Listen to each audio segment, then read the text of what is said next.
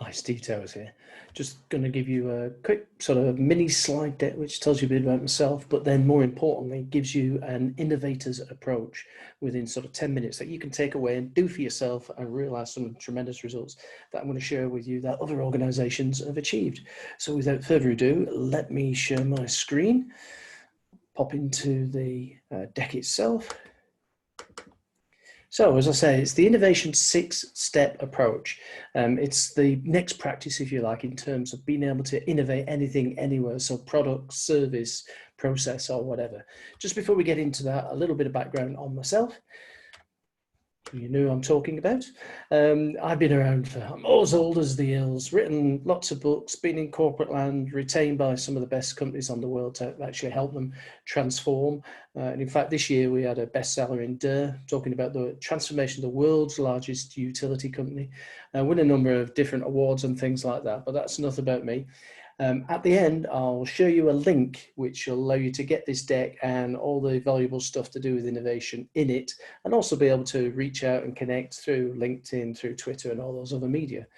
So, what are we talking about when we're talking about innovation? Well, there's a concept I need to introduce to you first, and many of us will be aware of this, but just in case you're not, the idea of a moment of truth.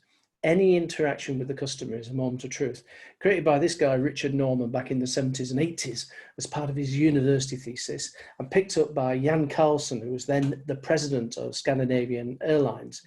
He incorporated some of the ideas of Richard Norman, and in doing so, really did transform the success of Scandinavian for a period of time. Subsequently, he wrote the book called Moments of Truth, not surprisingly, and has spent the rest of his time on jollies around the world consulting with people about moments of truth. So I need you to have this concept that it's any interaction with the customer. It's also the cause of all work. Now, just stay with me on that one for a moment. You'll be saying, no, our finance people cause work, or our marketing people cause work. No, fundamentally, the root cause of all work is the moment of truth.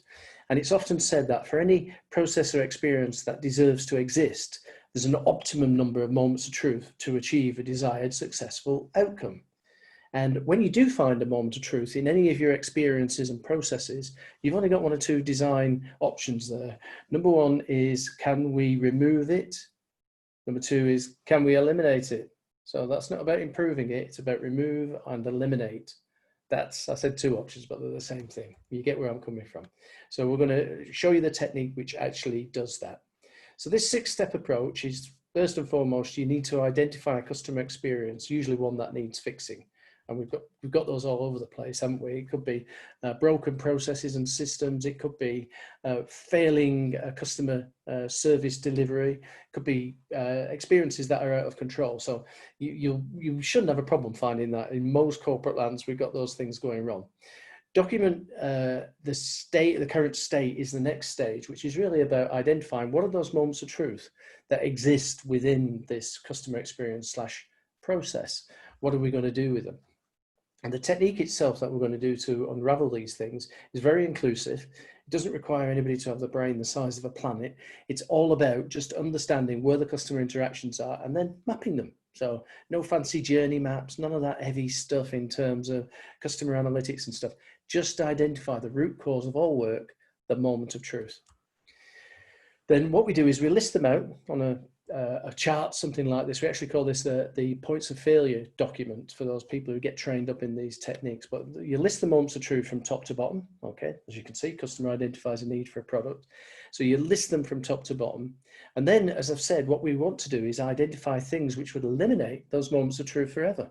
And this is where the genius of the technique comes in, because once you start finding things which will eliminate moments of truth, if the moment of truth goes away, all the associated work, all the associated IT could potentially go away as well.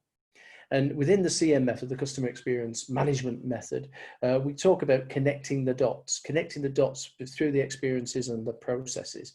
It's interactive and it's fun. And as you'll see from the examples I'm going to give you, some of the actions to actually eliminate are fairly obvious. Now, here's a couple of rules that you have to abide by. You've got to start at the lowest moment of truth, the last moment of truth, if you like. It'll be bottom of this list, okay? And you must come up for a unique idea for every moment of truth. So if you've identified 30 moments of truth in your experience, you're going to have 30 unique ideas to actually eliminate the moment of truth. Now, don't get bogged down with people saying, no, but that moment of truth is a good one, we want to keep it. That's not the task in hand. The task in hand is to find something that would eliminate the moment of truth. Okay, so as you're doing that, what this does is cause creativity to come from the least creative of people. So let's pick on a real life problem. Ice storms in Canada, right? Some of you may be from that neck of the woods, so you'll know what I'm talking about. So every winter, the winds blow off the Pacific and, you know, up in the high atmosphere, the temperature's way above 0 degrees Celsius. But down at ground level, it's below freezing. And in fact, as the rain falls onto surfaces, it freezes on impact. Now, if you're a utility company in that part of the world, it's going to bring down the power lines, right? And the moment of truth in hand here is the power goes off for your customer. So the power, how would we eliminate the power ever going off for the customer? Well, we could start to come up with bright ideas, which might be along, well, let's give every customer a generator. Very expensive. Let's put the lines below ground. So instead of stringing them across the skyline, let's put them below ground. But as you probably guess, a lot of Canada is permafrost and very boggy, and it's just not going to work. So how could we do that? And in this process, we were about halfway through the moments of truth, and there was one guy pipes up and says, hey, I've got this great idea. You know what we could do is, let me tell you a story. And he launches into this story. He's a backwoods guy, goes out hunting periodically every year. And he says when he's out hunting sometimes, bears run after him. And he said, you can't outrun a bear, they're very fast. But what you can do is climb the nearest tree. Now, of course, bears are very good tree climbers as well. And they'll climb the tree and follow you. But the bear gets a bit uncertain because the tree can be a bit rocky because he's a very heavy beast and he drops down to the ground. How does he get his lunch out of the tree? How would you think he's going to do that? Right? So there's the idea. What he's going to do, he's going to drop to the bottom of the tree and then precisely do this. He's going to shake the tree. And so the idea here is how would we create the effect of shaking all the pylons and all these electricity towers that are strung across Canada when the temperature drops below 0 degrees centigrade and the humidity increases to 100%. Well, the genius here is to install these little black boxes which have a vibrational device in them. So when that precisely happens below 0 and 100% humidity, it vibrates using the power from the line.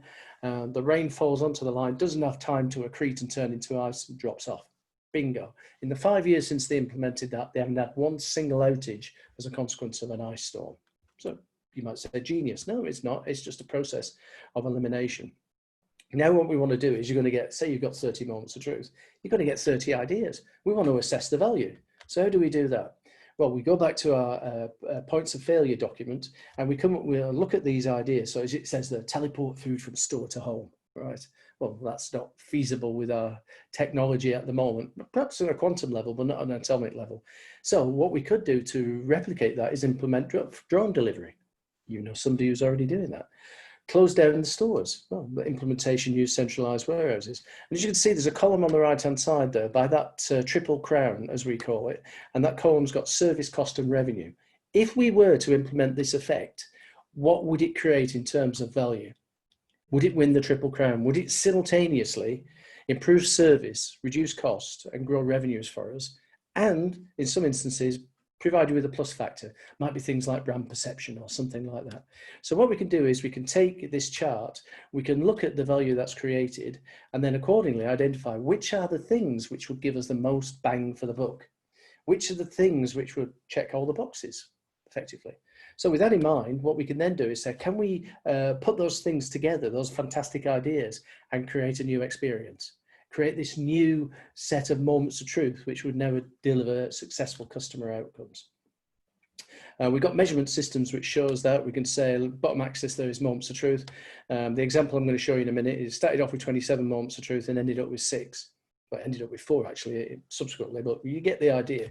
This massive shift from being in a chaotic situation to being in an ideal situation.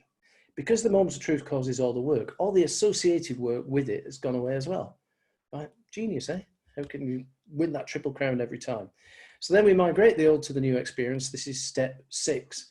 Don't go reinventing the wheel here. There's lots of different ways of implementing change. But bear in mind, when you implement this change, the sooner you get it implemented, the quicker you're going to win the triple crown. Lower costs, higher revenues, and improved service. Plus, okay. So here's an example. US auto insurer. You probably recognize the lady in question there. Just as an aside, I normally live in Colorado, But with what's been happening in the world this year, I haven't been. I've been in the UK in lockdown with my UK-based family. But that's just as an aside. A lot of my clients are US-based, not surprisingly. So this was the situation of a car claim. You've had an accident in your car, and all those coloured post-it notes are what we refer to as points of failure. And they're mixed between moments of truth, the pink ones, and the blue and green ones. The blue one, internal interactions, which support the moments of truth. The green ones, business rules. And you can see there's a timeline on the bottom there. Those triangular, those diamond-shaped post-it notes running over 20 days. This was the resulting improvement having used the innovation approach. So it went down from, as I said, 27 moments of truth down to 6 and then down to 4. So this is the new thing. So you're driving along, you have a skid, you're off the road. The little black box inside underneath the hood of the engine calls the insurance company. The insurance company call you back on your cell phone. Are you okay, Steve? Yeah, I'm fine. The car's off the road. Bit of damage there, but I'm okay. I don't need any medical support. Okay, stay with your vehicle, Steve, and we'll have somebody with you in 30 minutes. And you wait in the vehicle, assuming it's safe and off the road. And somebody arrives in 30 minutes with a nice car, nicer than the one that you were just driving. Just checks you over, gives you the once over, gives you the keys and says, great, okay, we'll bring your car back when it's ready. You'll get an email from us and we'll be in touch. Bingo, car returned as new within 18 to 24 hours. How is that? 20 days down to 18 or 24 hours. Right? Does that win the Triple Crown? You bet. Here's some other examples. Large pharmaceutical profitability trebled. Drug development time came down from 9 years elapsed time to 6 months.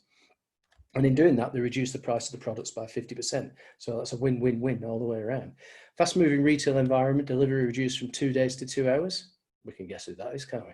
In an hospital, nurses' time with acute patients went up from just 40 minutes a day. That's all they were spending because they were in meetings, they were in liaison sessions, they were filling out reports and forms and stuff, actually up to 5 or 6 hours. And then in a local authority and public admin, they actually, this happened a few weeks ago, is they took a customer experience with 44 moments of truth down to 8.